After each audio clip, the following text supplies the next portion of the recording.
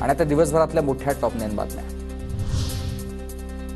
शिवसेना आणि राष्ट्रवादी आमदार अपात्रता प्रकरणी आज सुप्रीम कोर्टात सुनावणी। अजित पवार गटाला घड्याळ चिन्ह देऊ नये या पवार गटाच्या याचिकेवर देखील आज सुनावणीची शक्यता।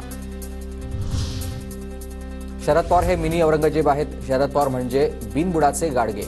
1.5 महिन्यानंतर पवार आणि सुप्रिया सुळे आपला पक्ष भाजप किंवा काँग्रेसमध्ये विसर्जित करतील। गोपीचंद पडळकरांची पवारांवर खोचक टीका। फडणवीसांना ज्या गोष्टी बोलता येत नाहीत त्यासाठी त्यांनी छोटे नेते पाळले। त्या खालच्या पातळीच्या नेत्यांच्या तोंडून फडणवीस बोलतात। पडळकरांच्या आरोपांवर रोहित पवारांचं उत्तर आहे। भाजपचे विधान परिषदेचे आमदार रणजितसिंह मोहिते पाटील भाजपला धक्का देण्याच्या तयारीत। माढा विधानसभेची जागा लढा राष्ट्रवादी शरद पवार गटाचा प्रस्ताव आहे।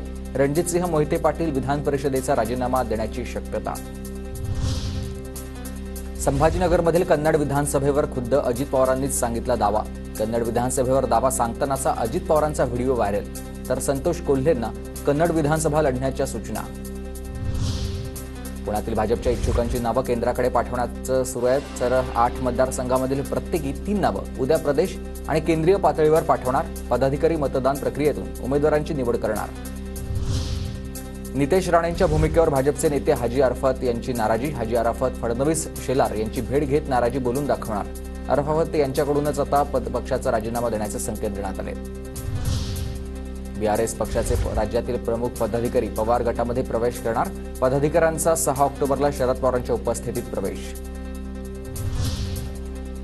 काँग्रेसकडून मुंबईमध्ये लापता लेडीजचे बॅनर्स, महिला बेपत्ता तसंच अत्याचाराच्या प्रकरणांच्या पार्श्वभूमीवर काँग्रेसकडून बॅनरबाजी।